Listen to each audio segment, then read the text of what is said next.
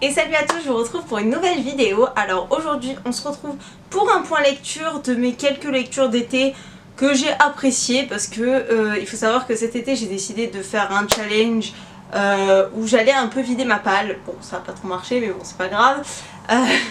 Et du coup en fait il y a beaucoup de livres dont j'ai lu genre la moitié, les premières pages, et que j'ai ensuite abandonné, ou des livres que j'ai lus assez rapidement et qui au final, c'est pas qu'ils m'ont pas plu mais presque, et honnêtement j'ai aucune envie de vous en parler. Donc je me suis dit que j'allais parler des livres que j'avais trouvé un peu intéressants, qui pour certains sortaient du commun. Il y a beaucoup de romances parce que j'ai eu un mood assez romance à la fin de l'été. Alors j'ai lu cette dystopie qui s'appelle Mauvais rêve de Christian Léourier et qui est publiée chez Mango Édition. Et en fait j'ai trouvé l'idée très intéressante parce qu'on est dans une dystopie, univers dystopique très centré sur le capitalisme, etc.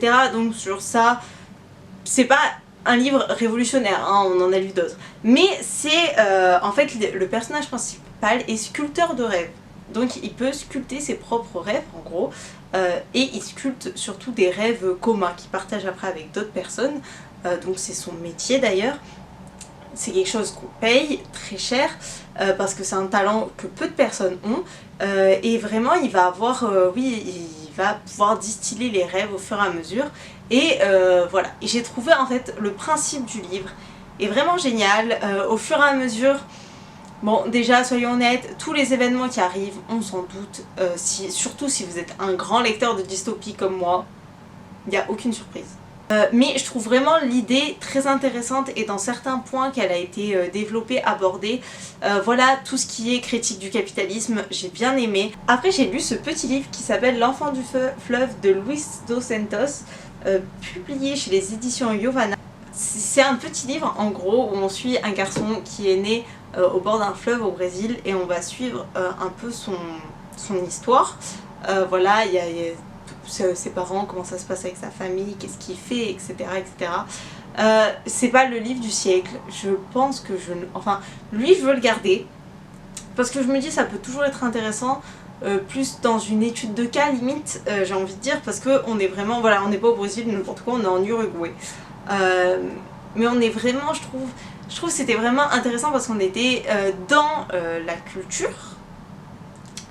Le bémol, c'est que je trouve que l'histoire en elle-même n'était pas très intéressante. Vous voyez ce que je veux dire? C'est que le cadre était intéressant. Je trouve que c'est une collection qui peut être assez intéressante parce qu'on part sur différents endroits du monde. Donc voilà, il faut savoir que c'est des auteurs qui viennent de cet endroit, etc. Donc je me dis, voilà, que par exemple il dit Luis dos Santos est né en 67 dans un village du département d'Artigas en Uruguay. En 2017 il fait une entrée remarquée sur la scène littéraire de son pays avec El Zamboledor, roman prenant pour cadre les lieux de son enfance et dont L'enfant du fleuve est la traduction française. Donc forcément le cadre est lié, on est transporté, etc. Forcément c'est là où il a vécu. Il y a un peu, je pense qu'il y a une petite idée qui dit ouais voilà, pour montrer un peu que la société est différente, mais en soi l'histoire est franchement pas ouf. Alors je vais ensuite vous présenter la romance qui m'a le plus marqué là des 4 romances que je vais vous présenter. C'est Le jour où j'ai rencontré Cupidon de Susan Selford, donc publié chez Bayard Jeunesse. J'ai adoré. En fait on suit l'histoire d'une jeune fille qui a genre 16-17 ans et sa mère est Belinda Amorous, la reine du roman sentimental. Et en gros on va lui demander le prochain roman de sa mère. La maison d'édition dit bon c'est bon, on a attendu, attends, on vous paye, etc. Maintenant on veut le roman, on les veut. Et elle a besoin d'argent, et sa mère est en hôpital psychiatrique en fait depuis un moment et n'a pas écrit une seule ligne. Et sauf que personne ne le sait, sauf quelques-uns de ses voisins avec qui elle est entourée. Et elle est tombée raide dingue d'un de ses voisins qui habite pas très loin, sauf qu'elle a jamais eu de relation amoureuse, elle s'y connaît pas du tout en amour et elle déteste les romans sentimentaux. Et là elle tombe sur un mec qui se fait passer pour Cupidon et qui veut qu'elle raconte la véritable histoire de Cupidon. Et donc elle est là en mode tu te moques un peu de moi. Bref, on est dans une histoire franchement génial, parce que je m'attendais pas à ça en fait. Je m'attendais vraiment à... je m'attendais soit à ce que ça soit un truc cliché, mais genre puissance 10, soit à ce que ça soit vraiment bateau, parce que bon, l'héroïne a quand même 16 ans. Voilà, c'est publié chez Bayard Jeunesse. Genre j'aime bien les romans de Bayard, mais par contre les rares romances chez Bayard Jeunesse que j'ai lues, ça laissait à désirer. Et sauf que là non, c'était génial, j'ai adoré la façon dont on traite tout le côté paparazzi, people, comment faire pour au final gérer son intimité quand on fait partie de, on est quelqu'un de connu ou on fait partie de l'entourage proche de quelqu'un de connu, etc. Aussi tout ce qui est problème psychologique et intrafamilial. J'ai adoré la façon dont c'était traité, je vous recommande énormément ce livre.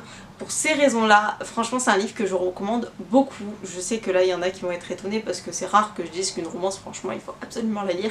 Mais là je trouve que en fait les sujets qui sont traités au fond sont plus importants en fait que le reste. Et au final, en toute honnêteté, il n'y a pas vraiment de romance dans ce livre. Voilà, vraiment, la romance, c'est comme si je vous disais Hunger Games c'est une romance. Voilà, à peu près. Enfin, pas autant, mais à peu près, ouais. C'est comme si je vous disais Hunger Games c'est une romance. Chose qu'on m'a déjà sortie sur TikTok, Hunger Games c'est une romance, bref.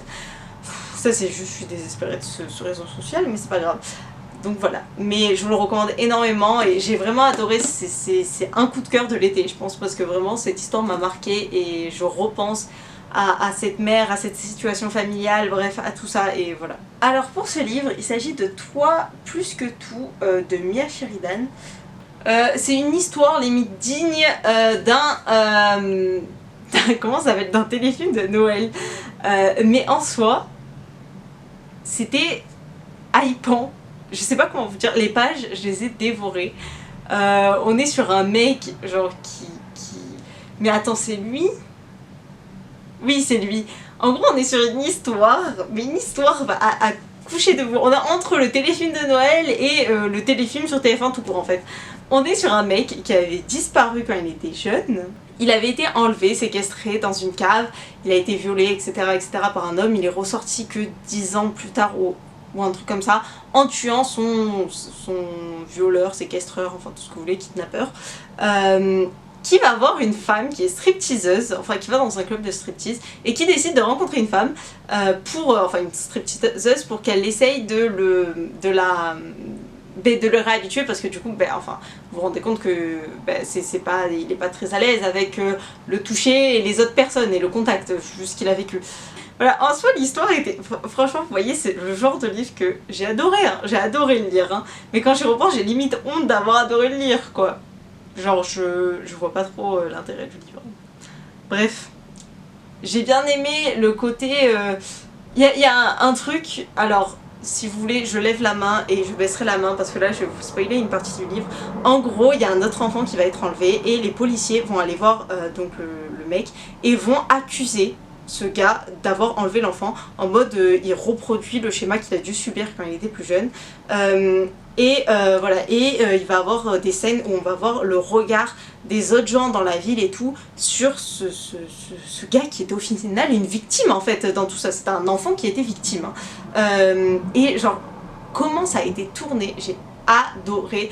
Et en fait genre je me dis mais est-ce que ça existe vraiment dans la vraie vie? Et après avoir fait des petites recherches, oui il s'avère que dans la vraie vie, souvent quand par exemple dans un même village il y a un gosse qui a disparu genre il y a 20 ans, que le mec qui l'avait enlevé est mort et qu'il y a un nouveau gosse qui disparaît, et ben ils vont voir le mec qui avait disparu il y a 20 ans l'accusant lui.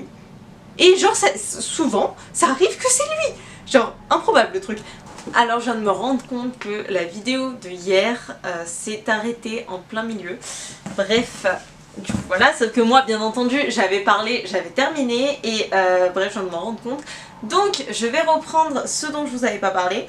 Donc j'avais pas fini la conclusion de ce livre où en fait voilà, c'est une bonne lecture. J'ai bien aimé certains points, donc notamment par rapport comment dire, aux personnages, à comment ils sont vus par rapport aux problèmes qu'ils ont. Mais je trouve que voilà, ça reste assez cliché, assez on se doute de ce qui va se passer ensuite. C'est pas la lecture du siècle, voilà, si vous avez envie de le lire je vous le recommande, mais sinon pas plus que ça. On passe à ce livre, donc Toi et moi plus maintenant ou jamais de Emily Blaine. Donc dans ce livre on va retrouver une jeune femme qui va retrouver en fait son amour de jeunesse en fait, avec qui elle était etc. Et ils s'étaient séparés à l'époque. Et voilà, et donc en fait lui il va essayer de la reconquérir, peut-être, voilà, c'est ça l'histoire. Assez romance de Noël encore une fois, hein. Je vous dis ça volait pas très haut les romances que j'ai lues. Alors franchement ça vole pas très haut mais j'ai bien aimé, ça dépend quoi en fait. En fait il y a beaucoup de flashbacks de quand ils sont jeunes, les flashbacks de quand ils sont jeunes c'est une véritable pépite, j'ai adoré, c'était vraiment mes moments préférés, mais on va dire que jusqu'à à peu près la 300e page, il y a énormément de moments où je me disais l'autrice parle pour ne rien dire, voilà, elle essaye juste de faire des plages, et voilà. Et du coup ça a été assez long par moments, j'ai même hésité à abandonner ma lecture mais j'aimais trop ces moments de quand ils étaient jeunes, ces flashbacks qui sont malheureusement pas assez nombreux au total du livre je trouve. Bref, je vous recommande pas plus que ça non plus.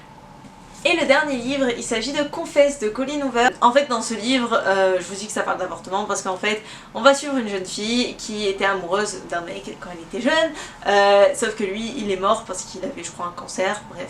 Voilà, il est mort quand ils étaient jeunes. Bon, vous vous doutez que si je parle d'avortement, c'est qu'elle n'a pas avorté à ce moment-là, elle avait un enfant dans son bidochon. Voilà, et on va la trouver des années plus tard, elle va rencontrer un autre gars, mais en fait, elle n'a pas la garde de l'enfant, c'est la mère de son ex qui a la garde de l'enfant. Bref, elle veut essayer de reprendre la garde, mais le gars qu'elle rencontre, c'est genre un peu genre le bad boy.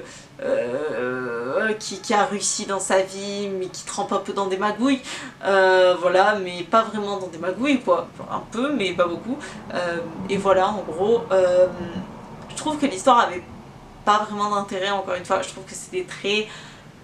On savait la suite, c'est vraiment, en fait si je devais résumer mon point lecture de ce livre, enfin de ces livres, mon avis sur les livres que j'ai lus récemment, c'est on sait la suite.